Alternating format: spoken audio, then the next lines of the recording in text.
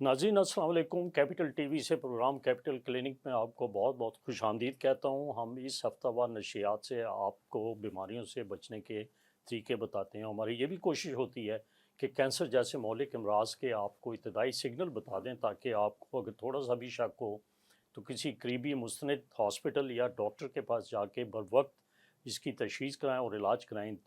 नाजरीन, बीमारी कोई भी हो, अगर आप शुरुआत में ही उसकी तशख़ीस करा के इलाज कराएंगे तो इससे आपको मुकम्मल सेहतयाबी हो सकती है और आपका ख़र्चा भी कम होगा।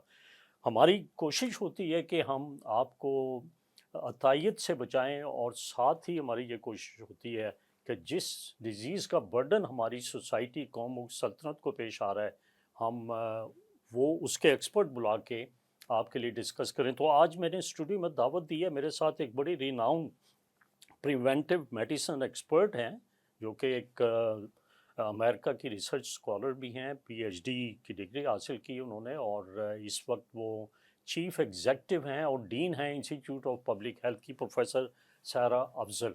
बहुत बड़ी नाम है इनका, और ये मुल्क में वज़ीर आला को, हुकूमत को मशावरत देती हैं कि बीमारियों से बचने के क्या तरीके हैं। तो नाज़रीन, अगर हम देखें जो करंट ग्लोबल चेंजेस आ रही हैं, उसमें आने वाले दिनों में स्मोक का जिन जो है वो बोतल से निकलेगा, और वो इतनी स्मोक से अगर नुकसानात की मैं आपको लिस्ट पेश करूं तो शायद मेरे प्रोग्राम का वक्त ख़त्म हो जाएगा। लेकिन अगर देखा जाए तो वर्ल्ड बैंक के इकोनॉमिकल एक्सपर्ट्स जो हैं, उन्होंने ये कहा है कि 6.5% एडिशनल बर्डन जीडीपी पे सिर्फ स्मोक की वजह से पड़ रहा है।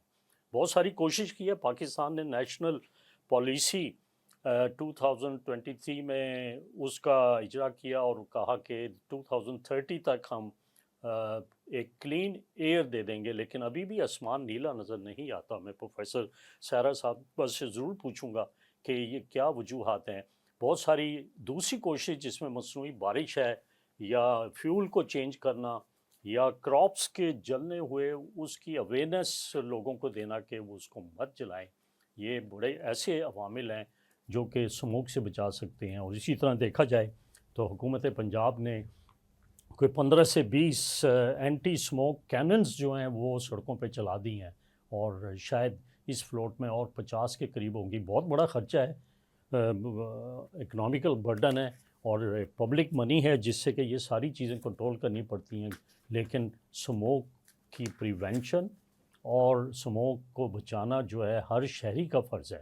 तो आज की जो डिबेट है वो हमारी है डेंगू फीवर, क्योंकि आपने देखा कि सैलाब साउथ पंजाब में और सिंध में सैलाब जिस हिसाब से आया है, उसने बहुत सारे देहात भी मलियामेट कर दिए, और तकरीबन 50 लाख के करीब लोग जो थे वो बेघर हो गए। लेकिन अब वहाँ से पानी जब ख़त्म हुआ है तो पानी खड़े होने से जो है वो डेंगू फीवर जो है एक वबा की सूरत अख्तियार कर गया। तो मैं आज प्रोफेसर सारा अफजल साहिबा, आपका बहुत बहुत शुक्रिया, आप हमारे प्रोग्राम में तशरीफ़ लाई। अगर हम देखें तो ये जो डेंगू की इन्फेक्शन है, ये तकरीबन 4 बिलियन लोग इससे इन्फेक्ट हो सकते हैं। और मैं नेट पे देख रहा था कि 130 ममालिक ऐसे हैं जिनमें डेंगू की इन्फेक्शन पाई जाती है। ये सिर्फ पाकिस्तान ही नहीं है, और अमेरिका में तकरीबन 80% लोग जो हैं वो इन्फेक्ट हो चुके हैं, और 390 मिलियन लोग जो हैं उनमें ये वायरस पाया गया है, जिनमें से 90 मिलियन जो लोग हैं वो सिम्प्टोमेटिक होकर अस्पतालों का रुख किया है, उन्होंने इलाज कराया है। इसी तरह पाकिस्तान में अगर हम देखें तो अब तक पंजाब जैसे सूबे में तकरीबन 2000-2500 के करीब लोग जो हैं वो डेंगू में मुब्तला हैं, और 2024 में तो हज़ारों में थे, तकरीबन 30-35 हज़ार लोग थे। और लेकिन आप ही के कोलीग्स थे, वीसी थे, सीनियर थे, टीचर थे, उन्होंने बड़ी खिदमत इसमें अंजाम दी, और इसको एक जामे मंसूबा दिया हुकूमत पंजाब को, हुकूमत पाकिस्तान को, कि किस तरह कंट्रोल कर सकते हैं। तो सबसे पहले हमारी ये डिबेट 3 सेगमेंट्स में होगी। आप से मैं रिक्वेस्ट करूँगा कि आप डेंगू फैलता किस तरह है और उसके क्या वजूहत होती हैं, ये ज़रा हमारे नाजरीन को बता दीजिए। بہت شکریہ پروفیسر صداقت. آپ کے ساتھ ہم نے 2013 میں بھی پروگرام کیا جس کے اندر ہمارے پروفیسر فیصل مسعود, اللہ تعالیٰ انہیں جنت نصیب کرے, آمین. وہ ہمارے ساتھ تھے. اور جس طرح آپ نے بات کی ایک جامع پروگرام کی, تو مجھے پاکستان میں بیٹھ کر بہت فخر ہوتا ہے اپنے پاکستانی ہونے پر. اور جس طرح ڈینگی کی خدمات پروفیسر فیصل مسعود اور حکومت پنجاب کے اس وقت سی ایم جو شہباز شریف صاحب جو اب ہمارے پرائم منسٹر ہیں, انہوں نے دی, وہ ایک مثال بن چکی ہے. آپ کو معلوم ہے کہ ڈینگی کے اوپر ایک ڈیش بورڈ ہے جس کے اوپر تمام الرٹس جنریٹ ہوتے ہیں, ڈیٹا اس میں آتا ہے. ہمارے پاس 3 طرح کے کیسز اس میں رپورٹ ہوتے ہیں. نمبر 1 وہ کیسز جن کے اندر بخار موجود ہے, انہیں ہم سسپیکٹڈ کیسز کہتے ہیں. نمبر 2 وہ جن کے 2 سیل لائنز ڈکریز ہو رہے ہوتے ہیں, یا تو پلیٹلیٹس یا WBC کاؤنٹ, اور ان کو ہم پروبیبل کیسز کہتے ہیں. اور تھرڈ ہمارے کنفرم کیسز. کنفرم کیسز ہمارے ٹیسٹ پہ آتے ہیں جن میں NS1 ٹیسٹ اور IgM اور رائزنگ ٹائٹرز آف IgG یا PCR, جس میں وائرس کا پتہ چلتا ہے کہ یہ DEN 1 ہے, DEN 2 ہے, DEN 3 ہے, DEN 4 ہے, یا کوئی اور وائرس ہے. اس کے اوپر کنفرمیٹری ٹیسٹ ہو جاتے ہیں. کنفرمیشن کے بعد ہی ہم یہ کہہ سکتے ہیں کہ یہ تمام ڈینگی کے کلسٹرز کہاں موجود ہیں. یہ ایک ایسا نظام ہے جس میں انٹمالوجسٹ موجود ہیں. ہر سال انسٹیٹیوٹ آف پبلک ہیلتھ 2000 لوگوں سے زیادہ انٹمالوجسٹ کو ایک نشست میں ٹرین کرتا ہے. اور اس طرح کی ہماری 2 دفعہ ایکٹیویٹی ہوتی ہے جس میں تمام لوگوں کو ٹریننگ دی جاتی ہے. یہ 2000 سے زیادہ انٹمالوجسٹ پنجاب کے مختلف ڈسٹرکٹس میں کام کر رہے ہیں. اور جہاں پر بھی ڈینگی کا کوئی کیس آتا ہے, آپ میں سے بہت سے لوگ اس بات کو جانتے ہیں کہ وہاں ٹیم گھر پہ آتی ہے, وہاں پہ سویپنگ ایکٹیویٹی کرتی ہے تاکہ وہاں سے باقی لوگوں کو ڈینگی نہ ہو جائے, اور ڈینگی کے لاروے کو تلف کرتی ہے. حکومت پنجاب کا ایک بہت بڑا کام یہ ہے کہ اس نے اس دفعہ جہاں جہاں بھی ڈینگی کے ایمرجنگ سورسز تھے ان کو کنٹرول کر لیا.